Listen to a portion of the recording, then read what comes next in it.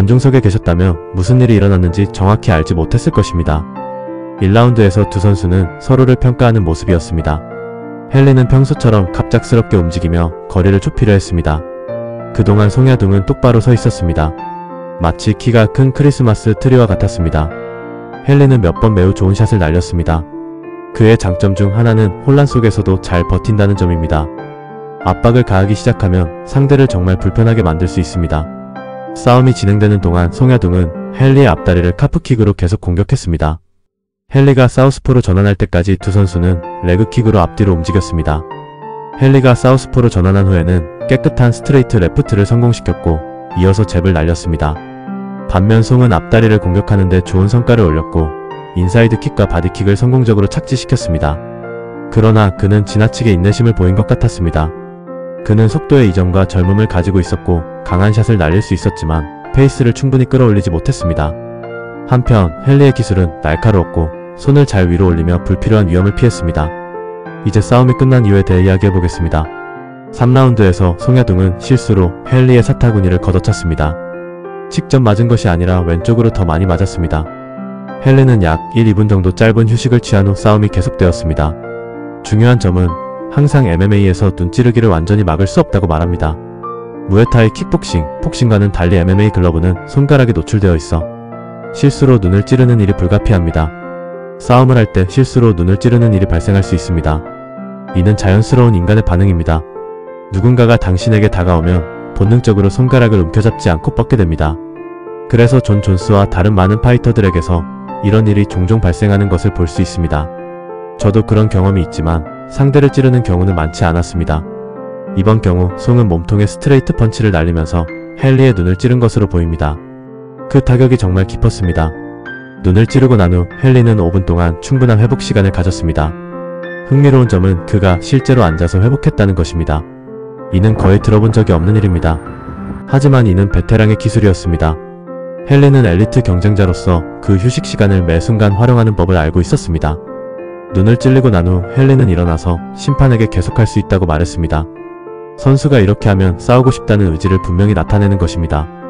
그래서 헨리는 3라운드를 마쳤습니다. 하지만 라운드가 끝난 후 그는 코치에게 왼쪽 눈으로 볼 수 없어요 라고 말했습니다. 그들은 충분한 휴식 시간을 가졌고 헨리는 여전히 시야가 좋지 않다고 말했습니다. 그는 의사를 호출했고 심판은 지금은 멈출 수 없지만 4라운드를 시작한 후에 상황을 보고 스코어 카드로 넘어가겠습니다 라고 대답했습니다. 어떤 사람들은 왜 스코어 카드로 갔는지 궁금할 것입니다. 5라운드 경기였기 때문에 규칙에 따르면 경기의 절반 이상이 끝났다면 심판이 결과를 결정할 수 있습니다. 헨리가 휴식을 취하고 즉시 계속할 수 없어요. 안 보여요. 라고 말했다면 무승부로 판정되었을 것입니다. 그렇게 되면 그의 기록에는 패배가 없고 송은 승리할 수 없었겠죠. 하지만 헨리가 3라운드에서도 계속하기로 결정했기 때문에 심판에게 갔습니다. 3라운드를 마친 후 헨리는 4라운드 초반에 타임아웃을 요청했습니다. 그 후 싸움은 중단되었고 심판의 채점표로 넘어갔습니다. 공식 점수는 29대28, 29대28, 30대27이었습니다. 저는 30대27에 동의하지 않지만 송야둥에게 2라운드를 주었습니다. 헨리는 견고한 오른쪽 잽을 날렸고 좋은 순간도 있었지만 송이 그의 콤비네이션과 태클다운 방어에서 더 효과적이라고 느꼈습니다. 전반적으로 훌륭한 싸움이었습니다. 그렇다면 무승부로 판정해야 했을까요? 아니요, MMA에서는 사고가 발생하기 때문입니다. 송이 의도적으로 헨리의 눈을 찌르거나 그를 낮게 차려고 했다고 생각하지 않습니다. 그리고 헨리가 눈을 찌르고 3라운드를 마친 후 계속하기로 선택했기 때문에 싸움은 심판에게 넘어갔습니다. 그게 바로 MMA의 작동 방식입니다. 돌이켜보면 헨리는 일찍 멈추지 않은 것을 후회할지도 모릅니다.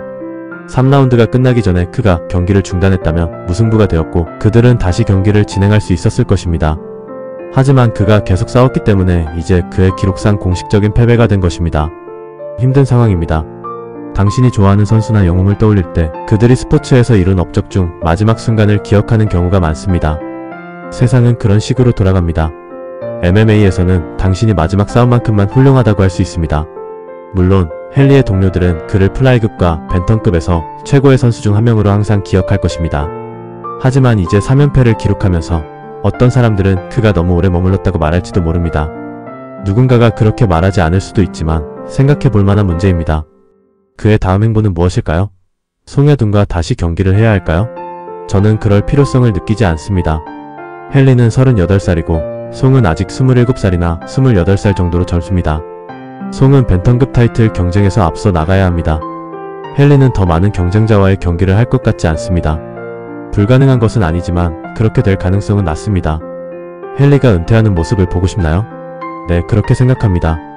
그는 이미 대부분의 파이터들이 이룰 수 있는 것보다 더 많은 업적을 쌓았습니다. 플라이급 챔피언, 벤턴급 챔피언, 두 벨트를 모두 방어했습니다. 네, 돈도 중요하고 8주 동안 훈련하고 싸우는 것도 매력적이지만 지금은 은퇴할 때가 된 것 같습니다.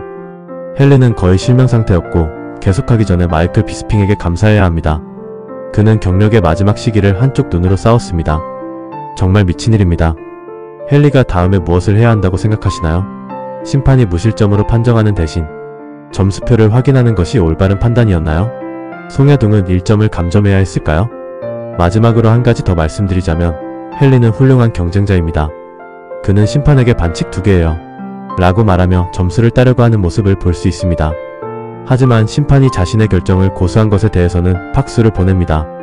그는 어려운 결정을 내려야 했고 저도 동의합니다. 사고는 일어납니다. 5라운드 싸움에서 손이 날아다니고 의도치 않은 반칙이 발생하게 마련입니다. 심지어 그들이 다시 시작했을 때 송이 손가락을 쭉 뻗고 나오는 모습도 볼 수 있었습니다. 헨리는 탄탄해 보였습니다. 특히 사우스포에서 오른쪽 잽을 잘 날렸고 송이 리드레그를 찾아 헨리는 바디킥과 아름다운 플라잉니로 잘 대응했습니다. 전반적으로 훌륭한 싸움이었지만 그 눈찌르기가 모든 것을 바꿔놓았습니다. 송야둥이 자랑스럽게 집으로 돌아가기를 바랍니다. 헨리 세우드와 같은 전설을 상대로 큰 승리를 거두었으니까요. 물론 그런 식으로 이기고 싶지는 않겠지만 승리는 승리입니다. 1인치 차이로 이기든 1마일 차이로 이기든 승리는 승리입니다.